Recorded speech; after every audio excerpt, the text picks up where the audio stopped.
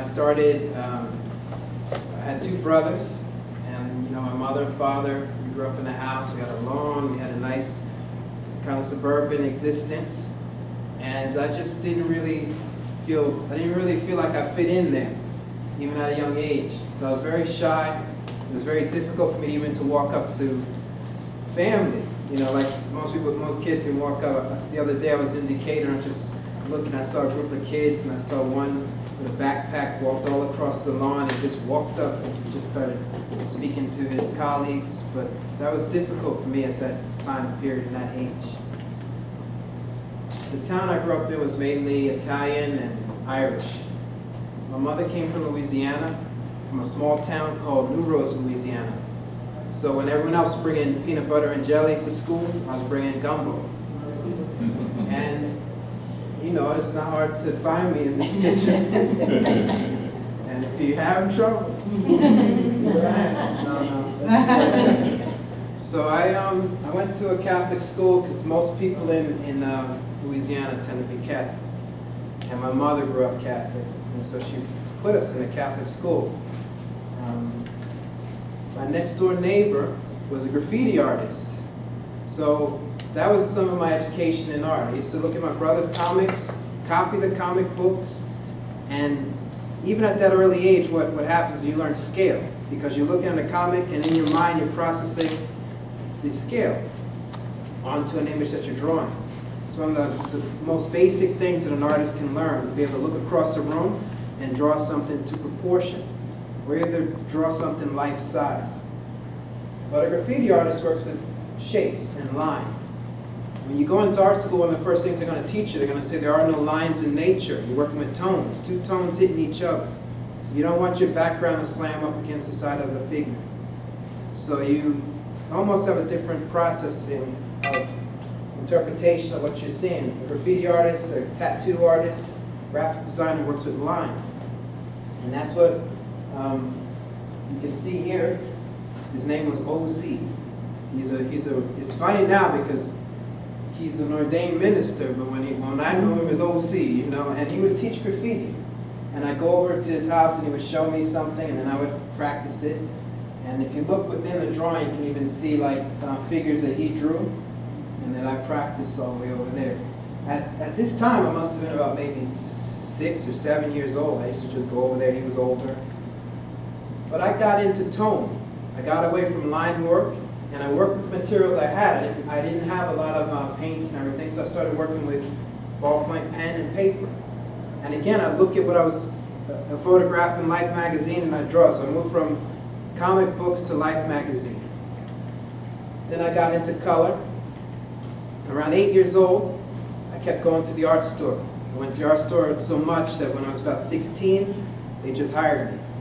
And I had materials. I would take the materials home and learn how to draw. I found out what a bristle brush would do in it, you know, as opposed to a sable brush. And I learned what happened when you mix wax in with your watercolors. And I mean, I tried and experimented. And every artist, if they are aspiring painters or you want to try it, I feel there's 3 components to be an artist. One of the first things when you're young or when you decide to start, you got to get into the craftsman stage. You have to know your materials. You have to know what brushes do what papers react to what type of paint, what canvas, how canvas is different than paper. I mean, you know in your head, but you don't know until you actually practice it. So you have a period of time where you actually are a craftsman and you're learning your tools. The other thing is discipline. I struggle with that even today. Not everybody's going to get everything easy. So certain things you have to develop. Discipline comes when you have to sit down and draw and paint even when you don't feel like it. When you have something on deadline, you still have to do it. So a lot of artists struggle with that. I do even today, like I said. And the third component is luck. You can't control who's going to see a painting. You can't control who will walk by a table. You have articles set out, someone might see it, and, oh, I'm Bill Gates' secretary, and I'll put it up in my office, and then Bill Gates sees it, and you don't know. Luck is that, but the harder you work, the luckier you are. You have to put yourself out there. This is about the time I was in art school, and I was developing my style. I didn't know how I was going to, a lot of artists say to me, oh, how do I develop a style? You just keep doing it, and it will find you. Today I even go into schools, and I speak with kids, and this right here is Connecticut. That's in Nashville, Tennessee. This is at the Children's Museum of Manhattan. And I think it's important that we try to help our children in that way.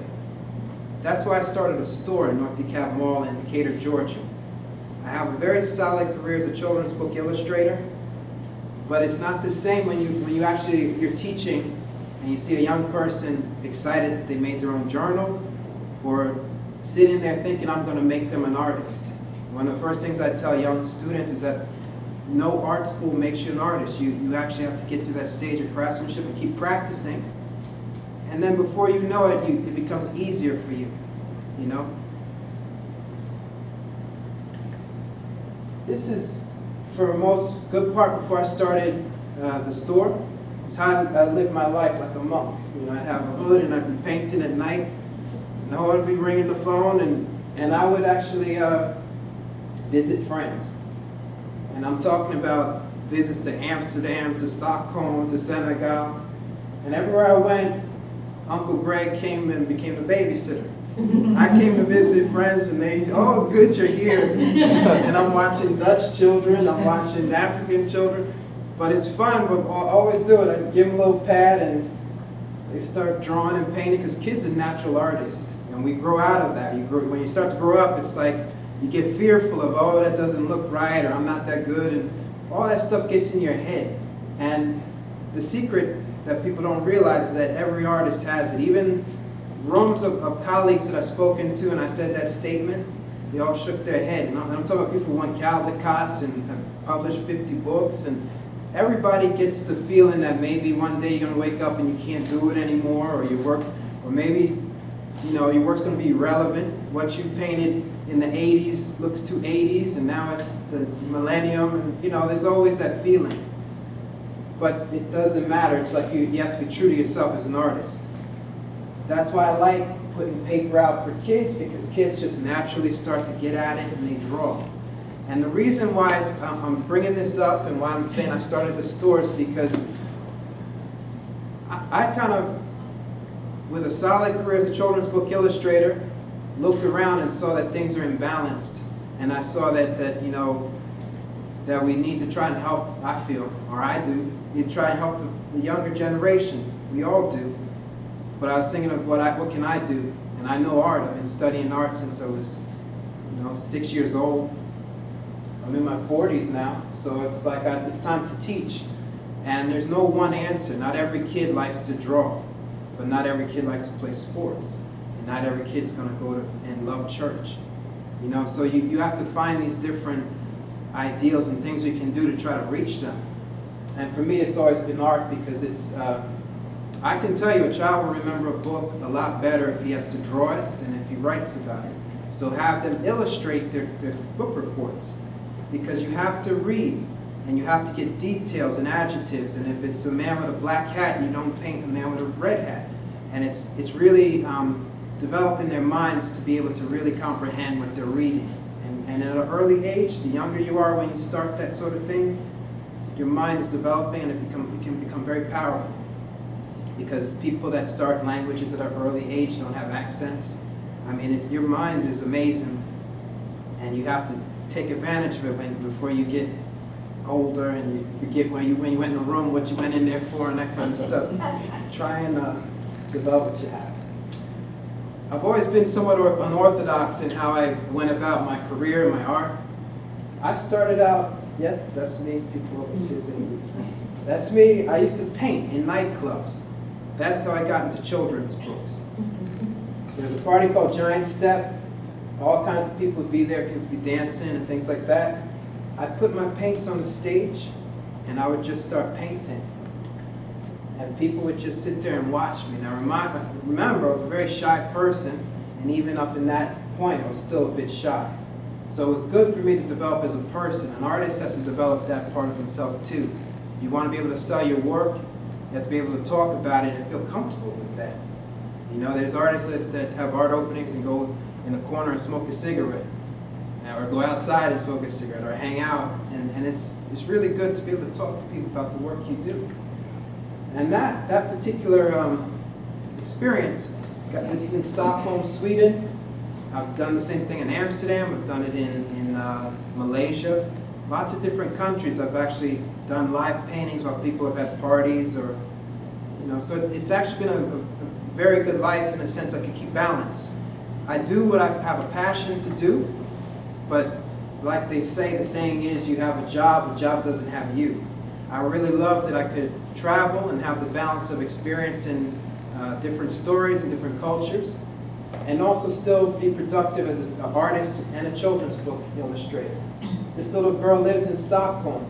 That's her father, and she had never seen a children's book with her image in it. And he was saying how there's a lot of Swedish books, but you might know Pippi Longstocking, that comes from Sweden, Astrid Lindgren. And that's one thing I do when I go to each country. I go to Germany, or I go ask them what's like we have Peanuts, and we have like Ezra Jack Keats, The Snowy Day. I like to know what, like in the Netherlands, they have certain characters. Most people in Europe love The Little Prince. That's a big book for European, like when they were young. So for her, I'm hoping that maybe this book, she'll keep looking at it, and maybe it'll be a favorite of hers, and when she gets older, she'll contact me with the old man, and she'll say, hey, you gave me a book in Stockholm. And, whatever happens, but I'm happy either way. This is a painting I did for a guy in Malaysia, and he recently moved to Australia. He also kind of eccentric guy. His wife and kids went to Japan, and he asked me to just do a painting on the back of the door to surprise them when they came home. So it's been nice that some of the trips pay for themselves, because you meet people like that. Can you paint this? And I'm, yeah, sure. And before you know it, the fare, because Australia is not cheap to get over there. But actually, he sponsored me to go over to do a day of art with kids. I've also done murals. This is in Ketchum, Idaho. Now, has anyone heard of Ketchum or know about Ketchum? Okay, Ernest Hemingway, he committed suicide there. He also lived there for a while. Ketchum, Idaho is Sun Valley, Idaho. You would land in Salt Lake City, Utah, and you have to take a small plane over to Ketchum. Ketchum is this oasis for wealthy people in Idaho. And this is the art center there. And what happened, the guys that own Singular Cellular live there, and Demi Moore has a big house there. And a lot of people live at, have second homes in Ketchum. And to give you an idea of the homes, I was invited, I had the event at this art party. I had this event here at this gallery where they actually had me do a mural, so people could come in every day and see the mural developing. And there was a woman that kind of loved my work, and she said, oh, you got to come over to my house. Now, the house was so big that when we were eating dinner, she had to give me directions to the bathroom, because she said, oh, you'll get lost. And I would have gotten lost, because it was 4 barns, like huge barns you keep a lot of horses in, and a silo that you keep grain in, converted into a home. It was just 2 people, but it was like this city block home. It was big, and it really, literally, you had to go. And I was in Brooklyn at the time. I was telling them I'm going to Ketchum, Idaho, and they're making jokes, but they don't know. Ketchum, Idaho is a nice place. This is a painting I did. Sometimes I mainly do children's books these days. And it's amazing. It's a great thing to do, but I love painting for myself. I like doing oil paintings and canvas paintings. And this painting is just something I did. I used to do it. I've fallen out of practice, but every year I would, instead of going out and getting crazy and drinking and all this stuff, I'd do a painting. So this is a painting I started, I don't remember, it was 2007 or something like that, New Year's, and I just painted. Fortunately, this man bought this painting. Anyone recognize him? He's one of the most famous chefs in the world. And he actually, when the president had his first inaugural dinner, he invited him. Of all the chefs on the planet, he invited Marcus Samuelsson to do the dinner. And that's in his home, and it's up there, and he told me that Regis Philbin came in, it was like, wow, who did that? And so he has like different people come to his home, and it's nice to hear that, because he collects a lot of art, and of all the people that he says a lot of people kind of go to that image because his taste is more, he's originally Ethiopian, his heritage, but he grew up in Gothenburg, Sweden. But most of his work is very colorful and very abstract, so he just happened to like this and he put it up, so most people gravitate towards it. It's so different. And this is an old magazine, and he credited me. And the way it goes is that I was just in my Brooklyn studio, and all of a sudden my phone starts ringing like crazy, and everybody telling me I saw you in Oprah. Oprah didn't interview me. I don't, you know. And before I knew it, I went out and got a copy, and he had credited me. And that's the kind of guy he is. He didn't say anything. He just said, "Oh, I knew it would help you," and so it was nice and very, very kind to him. So just so you know, here we are, world map. I give a similar presentation like this in schools, and I let people know their geography. So there we have Australia. If this is the United States, and that's California. This is where Perth is. Over here is where you would find, like where you regionally might find New York or something like that. That's where you find Oz. Anyone know what Oz stands for as far as like New York is a big apple and Oz is? Sydney, Australia.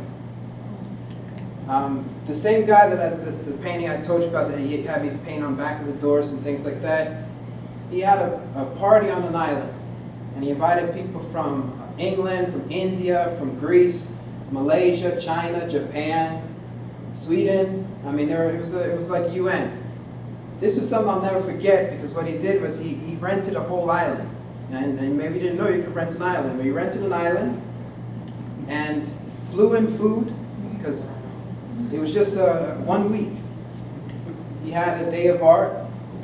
I mean, it was amazing. These are just a few of the pictures, but I did a day of art with the kids. And for all the parents out there, he even flew in babysitters so the parents could just enjoy life. And I was one going to bed early, and they were trying to stay up late. This is Sweden. Most people in Sweden live in this area down here. It's where Stockholm and Gothenburg, because up here is very, very cold. And they even have an area called the Ice Hotel. You can go and there's beds of ice, and there's glasses people drink out of ice, and the whole hotel is made of ice. And the people up in the further, the higher, you know, the native people there, they call themselves Laplanders. And it's kind of like the Scandinavian Eskimos in a way. And it's strange because, you know, coming from the States, when I see pictures of people from that, you know, that region, they look like they're from Connecticut, but they're playing a joke, and but that's really their culture. They've been around before the Swedes got there and kind of taken on their design and aesthetic. Sweden is a beautiful place, and what you'll see is this might be maybe midnight. They have midnight sun, just like we have in Alaska. And what I would do, and what I tend to do for a long time, is actually rent spaces. I would go, and if somebody was leaving or coming in, I would actually take over their apartment and use it as a studio to work in. These are different people from Sweden, and see, these are some images. We had an art party. This is Thailand. Talking about India and the Bay of Bengal. This is all Thailand, this whole area right here. This was my studio for a little while too. I found it was important to keep a balance. I like to do my work, but I like to go and travel and see things too. So this is 12/21/2004, and I stayed there 12/22. Anyone remember what happened in Thailand and around that time, 2004? The tsunami. I was there for that craziness.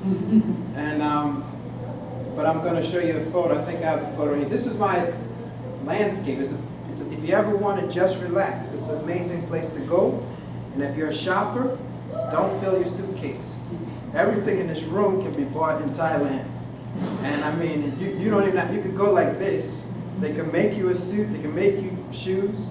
They can make you a suitcase. You don't even have to bring a suitcase. Make a suitcase and fill it up. It's a shopper's paradise, in case you're curious. This guy is a typical, he's almost like Indiana Jones, but he's from Thailand. And I mean, he's the kind of guy who can see something huge, he'll pick it up and not flinch. His name's Lek, and he runs kind of like this is somewhat of a bed and breakfast. This is one of it, but it's a whole area of land where he has different bungalows like this. And this painting I did there, and I actually left it because they love the painting. I was just doing it for fun, and I left it there for them as a thank you for them. This is a friend of mine from Amsterdam, which is in Holland, and this is an interesting story. This right here is a boat, as you can see, but underneath is a whole town. And sometimes in places like that, when they leave the area, they ask the people to leave out, or they make them leave, and they release a dam and they'll flood the whole area. So when you're in a boat and you're looking down, if you're in that boat, you can actually see homes and streets. It's really interesting. The people were so tickled that, first of all, there wasn't a lot of people of color in Thailand. So when I went there, everybody knew me or saw me. The other thing was they never seen somebody of color really painting. So I would just go every day and just do paintings and things like that, and they would just come and always kind of look and see what I was up to. This is in Senegal. These are different people that I went to go and see. This is one of my first jobs. I used to do record covers before I did children's books. This first book was a book of poetry written by, Lucille Clifton wrote the introduction, and Davida Dejima, she was an after-school teacher teaching poetry. And so she had like different kids just learning about poetry and having different things with that. I mainly like to do books about history and culture. So here we have Sojourner Truth, we have Bass Reeves, and I like to mix it up. This is a book about Louis Armstrong, and it's how Louis Armstrong taught me scat. This is my first album cover called Rooftop Soundcheck, and this is a style I like to work in. I like to do elongated figures. I like to do things where the necks are skinny, where the hands are small. But I follow the ideas of what you would do if you were doing a very realistic painting with the light source coming from one direction and the intensity of light. I love playing around with the figure. I love playing around with proportion, and also just being almost like a folk artist and a realistic painter mixed in between. Has anyone ever heard of Bass Reeves? Okay. Bass Reeves is the first U.S. Marshal of color in the United States. In a time period where most men were about 5'7", Bass Reeves was 6'2". He's a really well-respected and feared lawman. He was born 1838 in Paris, Texas, but grew up in Arkansas. And in a time period, where, like I said, most people were just surviving off slavery, most people of color, during Reconstruction, he was going around on a sorrel horse, which is one of the most expensive and best horses you can get in the West. There are times when people knew that Bass Reeves was looking for him, were looking for them, and they turned themselves in. One time,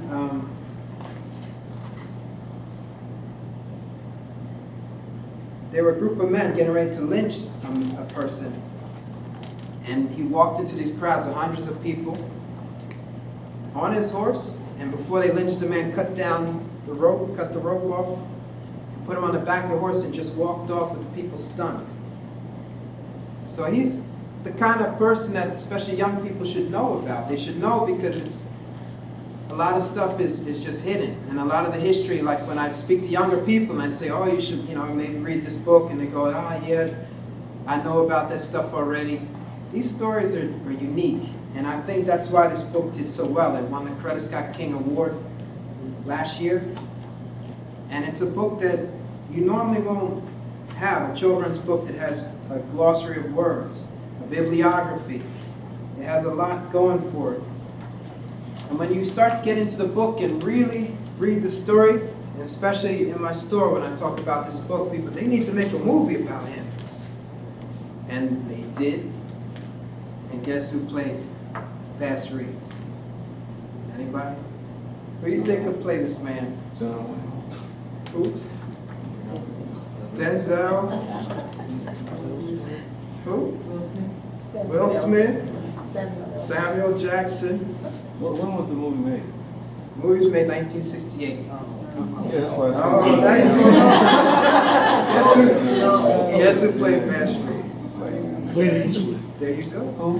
Hang 'em High. Hang 'em High was based on his life. Wow. When you talk about Bass Reeves, you talk about pre-Oklahoma. Oklahoma didn't become a state until 1907. And the reason that is because it was the end of the Trail of Tears with Arkansas. And the native people had the right to the land. And even today, when we say Oklahoma, it means red people in Choctaw, one of the tribes that was there.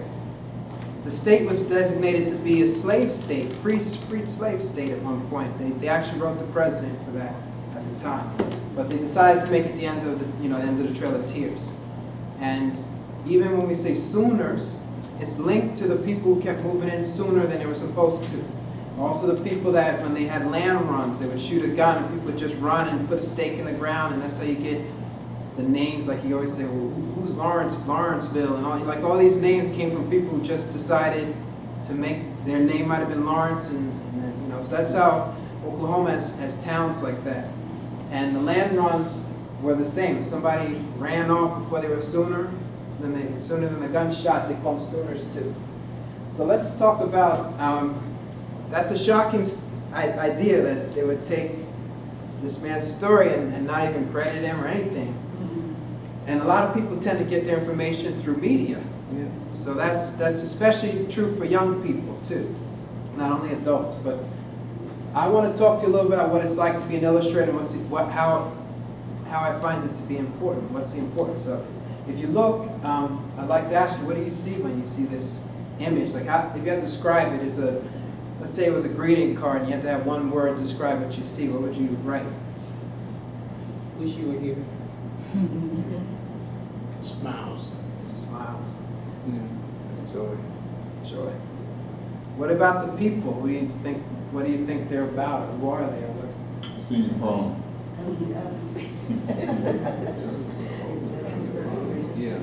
So I always show this image, and I do this presentation in different areas, and I ask people, give me some words, adjectives to describe what you see, and it's interesting the different responses I get. One time, the most shocking one, somebody said resentment, and I said, why resentment? And they said, oh, it's a Jack and Jill crowd, and they're just rich people, and I say, and I tell them that we've gotten so far away from just elegance and happiness and class, and we think just because somebody's dressed nicely and smiling that they're rich. And this is normal. This is actually poor kids from the Bronx. And they just went out for a night and they wear gloves and they all sit, everything's covered up, everything's nice, And what I'm saying is that this is what maybe older generations know and just say, no, they're just going out. But a lot of younger people look at this and think, oh, these are just a bunch of rich people. This is what we see now. And so we're going from this, what I grew up in my home and the images I used to see, to what you see on album covers. And this deals with illustration and photography, the field I'm in. I'm involved in illustration. And the importance of illustration is that certain things can be a picture set, the picture says 1,000 words or whatever the expression is. These are controversial covers. This is stuff that generally is so self-destructive. When you're an adult, you can process this and say, oh, they're just being sensational.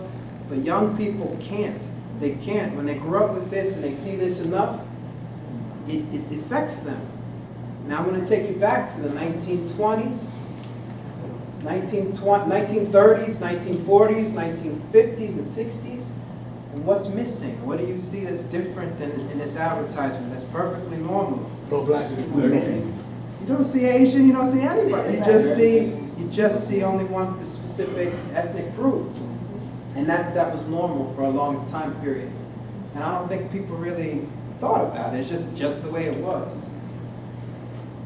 When I was growing up, I used to notice that when my mother had the Sears catalog, and I'd look through the catalog, and I never saw people of color. And when I did, it always felt like an idea like, oh, you can be included too, was something I used to think when I was a kid.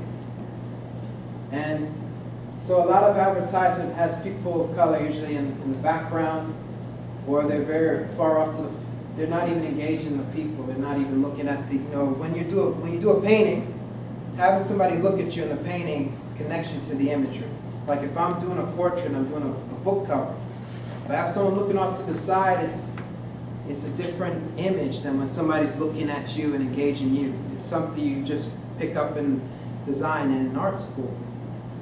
And if you notice, the characters are looking off, and this guy, he's looking crazy, And this is what I'm saying, going back again to where people get their information. Here we have a movie with George Clooney, and he's talking about the football league. It looks like Yale or wherever. It looks like 1920s. It was not an integrated time. You didn't have people of color in this. So it's a dangerous place where people start to think that they can learn their history through media, because then they'll start to rewrite it and change it. Let's look at this cover here. This little boy, it's a French magazine, and it says After Bush. Now what was going on is, it was the first time before the president was elected. And people felt like they weren't sure, who is this guy, what's he going to do, this and that. So this French magazine had the idea he's too young, maybe he's not ready to be a president. And that's fine. But look how elegantly they voice what they're saying. It's not this New Yorker cover. It's not offensive. It's not, it's like, that's a beautiful child. And in our culture, when we Photoshop everything, look, he has a little wart on his hand. They didn't Photoshop that out or make him 18 pounds or, they didn't lighten his skin. It's like they just put a beautiful image. It's a serious subject because politics get people up in arms and, what do you mean he's not ready? But it's nice how they eloquently describe what they were voicing. So now it's a grounds for discussion. And images are powerful. Who can be mad at a beautiful little boy with his hand on his heart? I mean, if you got a problem with that, you probably got a problem with everything else, This is something I like to show too. You can look at earlier images of Jay-Z, and he's very angry, and it's the same as those album covers. What young people don't realize is that everybody grows up. Everybody got to put on a suit at one time or another, or they grow up, And it's just interesting how it's just the media, and I'm a part of it because I'm an illustrator, and I have to represent ideas. I have ideas about hip hop, about just the streets and things that comes in my books, and this is how I handle it. This book was called Stars in the Darkness, and it's about two brothers getting involved in gang prevention. So I had thought about just being playful, but I didn't want to kind of validate all the stuff that I'm trying to go against in a way. I think there's too much of a reward for being a gangster, for going to jail, be proud of that. I don't want that in my books. This is imagery from 1800s, Harper's Bazaar, and this is Currier and Ives. That was a very famous print company. They would do tons and tons of prints. This was considered high art, especially in the South. It'd be in like country clubs and things like that. It was called the Darktown series. And this is another group from the 1800s. Actually, I'm sorry, this is early 1900s. They were called the New York Realists, and they also called themselves the Ashcan group. They had Henry Matisse, Charles Burroughs, George, but they had a lot of different, this is the group of them here. They all decided that they wanted to paint people in reality, because this was the norm for a long time. And then they decided they wanted to paint people in the slums, and the Irish people, and the Jewish people, and different peoples in various neighborhoods. People couldn't stand that. How could they take average people and people in the slums and try and do beautiful arts? They called them, from the ash can, they called them the trash can school.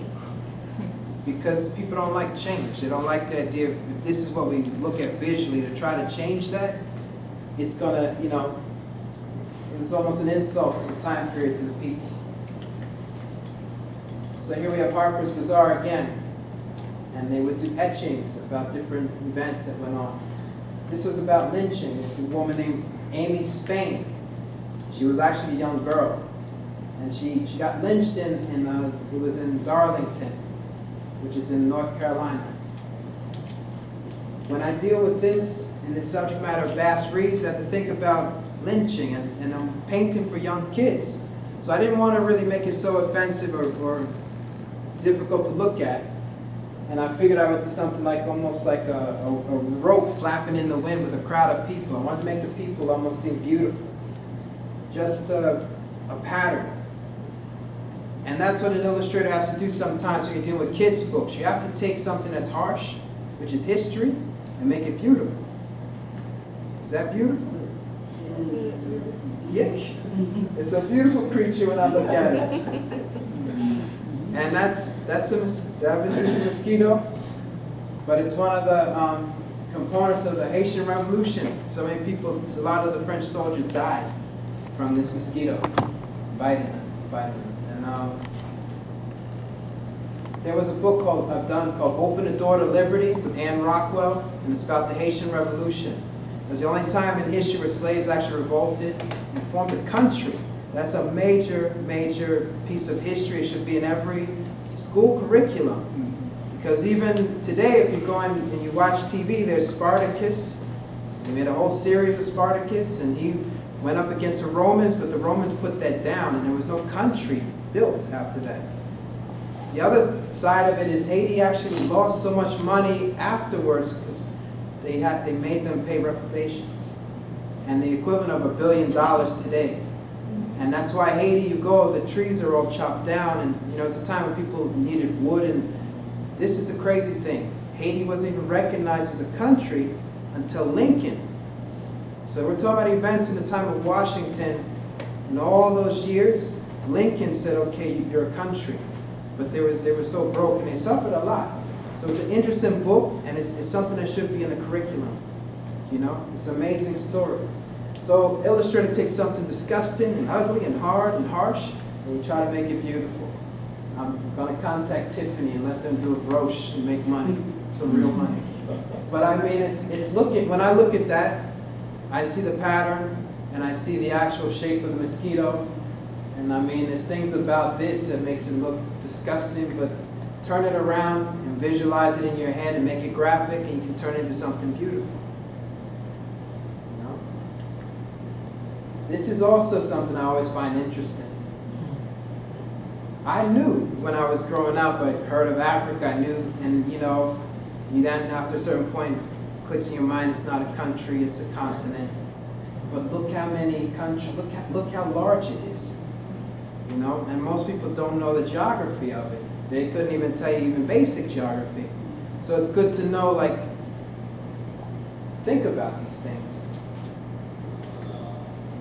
That's why I did this book, Brothers in Hope, which won the Prescott King Award honor around 2006. And this is about Valentino Chekdang and his story of these thousands of boys that walked from Sudan to Ethiopia to Kenya, back to Ethiopia. They were little boys. It's like kindergarten up to about maybe 5th grade, walking, thousands of them. Not a few thousand, but like 80,000. Because the warring factors, they had different people going in from north. Now Sudan is actually 2 places now. There's northern and southern Sudan. And this happened in our lifetime, but it's like the history's not known. That's why I like doing books like that. Sojourner Truth. That's Sojourner, that's who I painted. And I like to do things, I like to just kind of alter figures and do portraits. And what I look at is what I paint, and I like to have fun with my style. Here we have Bass Reeves. Then we have a book I did with the estate of Bea Richards. Bea Richards is a very famous actress. She passed away. Had to contact her aunt in Vicksburg, Mississippi to get the rights to use a poem she wrote in 1952, I believe, called Keep Climbing Girls. And it's about a little girl climbing a tree, and no matter how much they tell her to come down, she keeps rising up higher and higher. And I love doing books like that, that just make people people and have fun and, you know, just open up doors and bridges between the different ethnic groups and cultures. I'm not so much into sports, but you gotta give it to Muhammad Ali for the time period, for who he was and the person he was. And this book is more so on his life, you know, the different stages he went through and the growth. And I sent this book to Muhammad Ali, and I got a letter back. Funniest letter ever. It said, "Dear Mr. Christie, thank you for doing a book about my favorite subject, me." And it's typed and then it's signed at the bottom.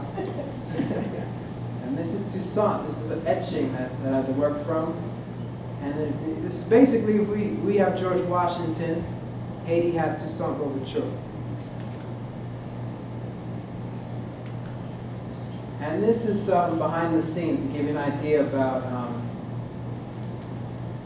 this is Deborah Gregory. Anyone ever heard of Deborah Gregory? She's the author of the Cheetah Girls. She's very eccentric. She's very like Pink Leopard and all that. And when I thought about that, I thought about the character from the words. Because when you do children's books, you just get a manuscript. You break the manuscript up into the pages, and then you illustrate each paragraph. This talked about a woman sitting with her daughter and saying, "Come on, sugar, let's get up and dance." And I mean, she got a lot of energy. And I thought about Deborah. That's her little dog, Cappuccino. And, you know, this is how it began. And children's books, you work with an editor. A lot of people don't realize I don't work with authors. So a lot of people come to me and say, "I wrote a book, I need you to illustrate it." It doesn't work that way. You have a deal that's already been made by the author and the publisher. And then what happens is they contact you with the manuscript. It's already been done. And then you look at it, you read it, you realize I can do something with this or I can't. I generally will not do the choo-choo train went up the hill or anything like, because I like books about culture or something that you can, well, I do books I wish I had when I was a kid. That's the line of what I choose. So the editor of this book, in the beginning when I said the mother's like got all this energy, I'm like, let me, you know, crazy hair and something like Deborah almost. But she said, you know, all the mother's too over the top, and, you know, I'd like you to tone it down. And you pick your battle. Sometimes you can fight for things, sometimes you don't. And I trusted her opinion about it.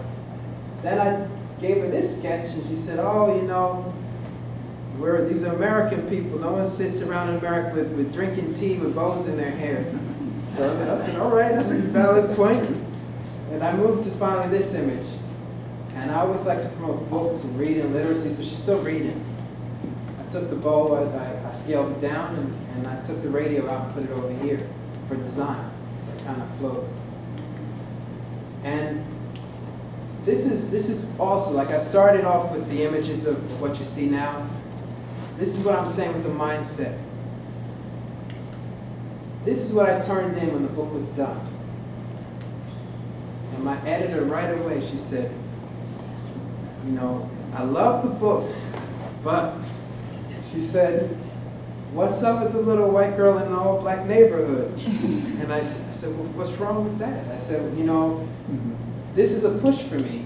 My style is generally really, you know, it's not like that. I'm almost going after something you see in Disney with this style. I wanted to almost feel very embracing, but I wanted to have a twist at the end. I wanted to do something that Disney would never do. And the way I grew up, you saw the town I grew up in, it's all individuals. I don't care what ethnicity someone is, it's who they are as an individual. So there were scenes like this. People come and play. And kids are just kids. They don't have these things and think, oh, you know, unless you teach them that. So the book was held up. It was held up for almost 3 weeks, which was almost a month. And that's where I was fighting her, and then, okay, you want quote-unquote white people in the neighborhood, that's what I painted. And I really tried to, you know, put features on it that you can look at. I like doing ambivalent people. They can be Latino, they can be mixed, they can be whatever. But it's just, it's what I'm saying. It's like the idea that the book would be held up because of that goes to show you how powerful the media is when people think that that's not normal or that's going to hurt the book or that's strange. just let it be what it is. Okay, so